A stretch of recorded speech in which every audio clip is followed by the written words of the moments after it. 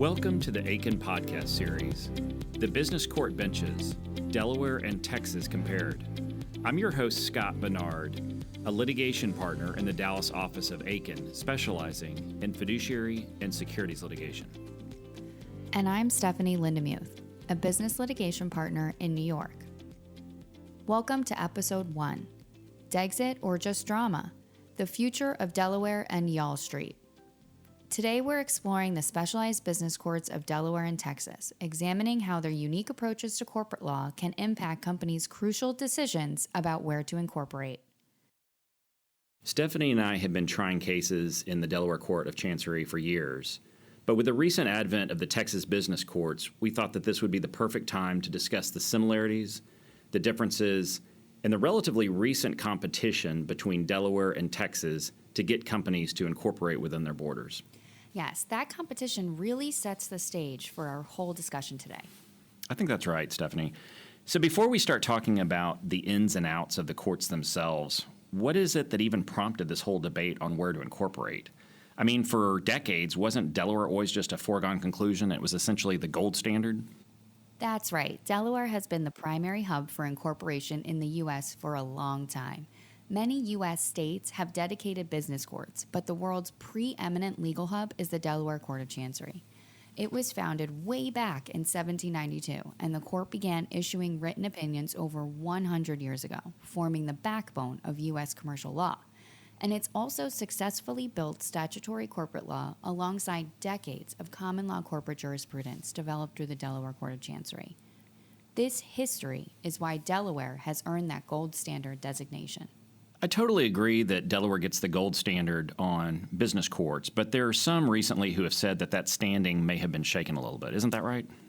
Yes, there's been a shift stemming from the ever-conflicting and evolving dichotomy between shareholder rights on the one hand and rights and protections afforded to corporate fiduciaries like officers, directors, and controlling shareholders on the other. That dichotomy is really at the heart of the re-domestication debate here. Well, okay, I get that. But how is that playing out in the Delaware courts? Well, recently, some key decisions coming out of the Delaware courts are leaning more heavily toward the minority shareholder interest as opposed to the interests of the fiduciaries. The corporate world is watching this closely, leading many companies to consider whether Delaware is still the right place. If Delaware is not the right place, where should they be looking, or where are they looking right now?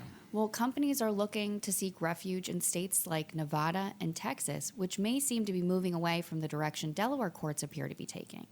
But I should stress that Delaware still maintains a high level of respect for its business acumen, and while questions are circling, we haven't seen a massive exodus just yet. That's right. But I do think that there are questions out there that are maybe louder than they have been in the past, and there's a few high-profile cases that have really spawned this debate, probably most notably the Tornetta versus Musk case that involved Tesla. That's right. That case is front and center. And as a result of the Delaware Chancery's Tornetta decisions, Elon Musk vowed to move Tesla's incorporation from Delaware to Texas. The first of these decisions, issued in January 2024, was pretty significant. The court ordered rescission of a 10-year equity compensation plan for Elon Musk with an estimated value of $56 billion. That's a lot of money. And I'm sure just the figure alone is drawing a lot of attention. Oh, yes. But the decision, wasn't it kind of surprising in part because Delaware courts are typically highly deferential to executive compensation, and that they look at that as something that's typically covered by the business judgment rule? Exactly. But the Delaware Court of Chancery struck down the plan using the more stringent entire fairness standard. The crucial finding was that even though Musk did not hold a majority of Tesla's shares, he was still deemed a controlling shareholder due to the significant influence he exerted over the board. That controlling shareholder status triggered the entire fairness review instead of the more deferential business judgment rule. And Stephanie, there wasn't just one decision. There were two decisions, right? Wasn't there a Tornetta too? Yes, that came later in December of 2024. Tesla's stockholders who were not affiliated with Musk approved the plan again after receiving additional disclosures about it. Yet the Chancery Court refused to revise its prior decision. The whole scenario, especially the ruling on the breadth of what constitutes a controlling shareholder, has been perceived by some commentators as evidence of potential judicial bias, an unfair departure, if you will, from traditional deference. I think another thing that's pretty interesting about that case and just kind of adds to the drama is the original plaintiff in that case only owned 9 shares of Tesla when he filed the suit back in 2018. That's out of 3.3 billion shares, billion with a B. So think about that for a minute. I think the combination of those factors plus the visibility of Elon Musk led to some sort of backlash. Exactly. Just after the first ruling on January 20th of 2024, Musk famously tweeted, quote, "Never incorporate your company in the state of Delaware," end quote. Shortly after, SpaceX, his other company, officially changed its state of incorporation from Delaware to Texas on Valentine's Day of 2024. And there's many that look at this and say this is kind of what launched what's being called the DExit movement, kind of a play on Brexit, where companies are theoretically leaving Delaware. Although, as you mentioned earlier, we haven't seen a lot of that yet.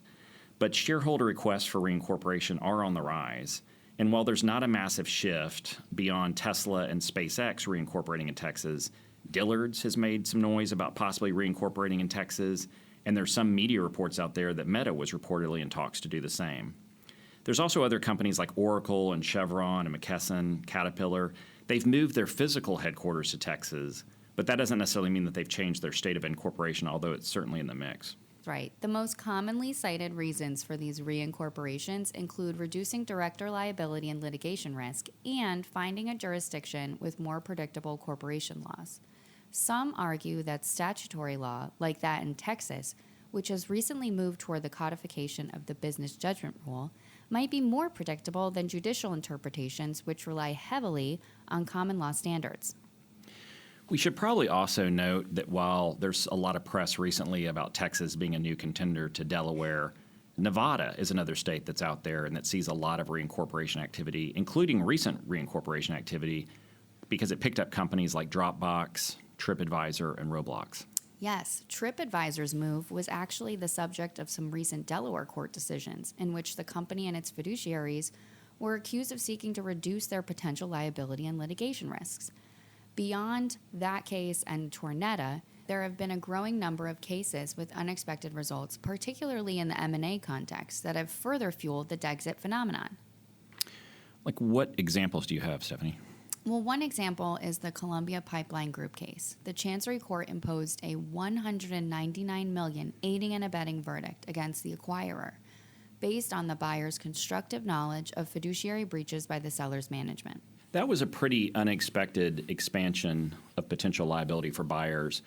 But ultimately, the Delaware Supreme Court reversed that decision on appeal and clarified that aiding and abetting a fiduciary duty requires actual knowledge of the underlying misconduct, which helped restore some predictability for the buyers.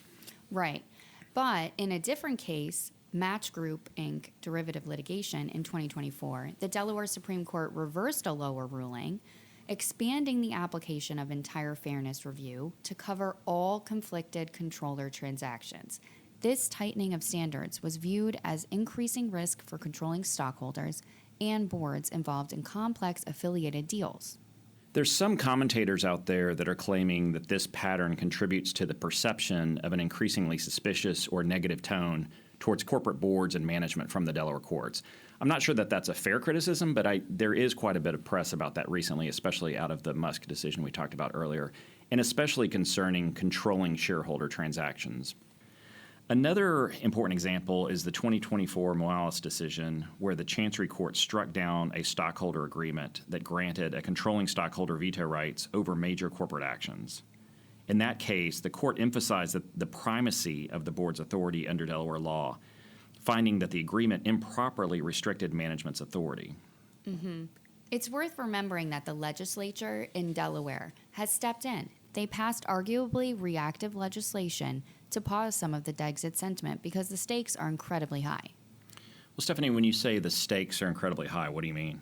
Well, roughly 40% of Delaware's state revenue comes from fees and taxes paid by incorporated companies, and the state is home to over 1.9 million business entities, including more than 68% of Fortune 500 companies.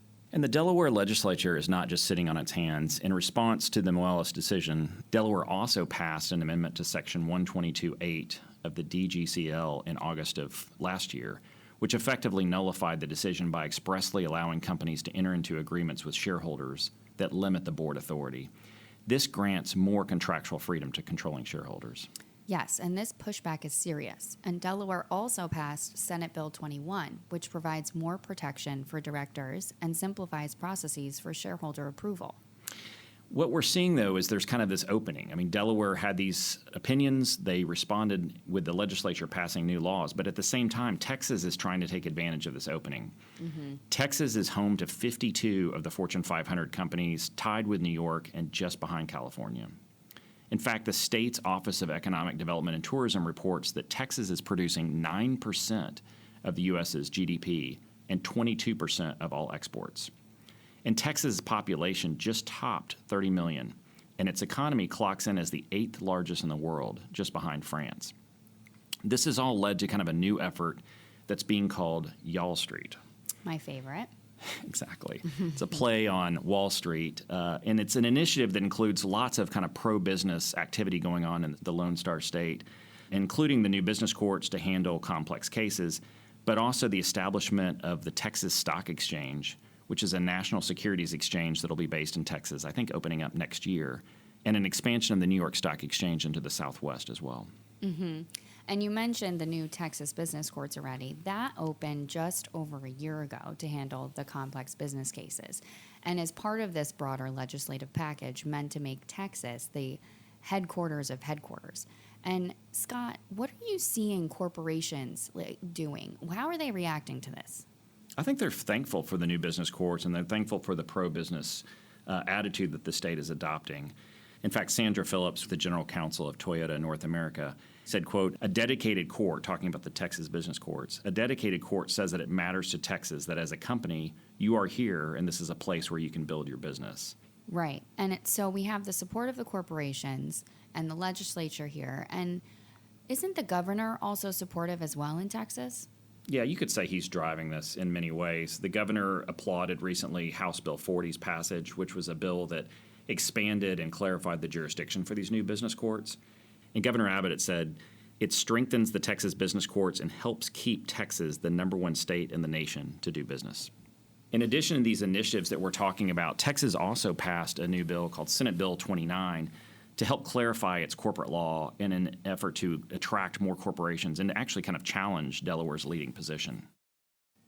And that's a wrap on Episode 1, DExit or Just Drama? The Future of Delaware and Y'all Street. Thanks again for joining us today. My name is Scott Barnard, a fiduciary and securities litigation partner in the Dallas office of Akin. And I'm Stephanie Lindemuth, a business litigation partner in New York.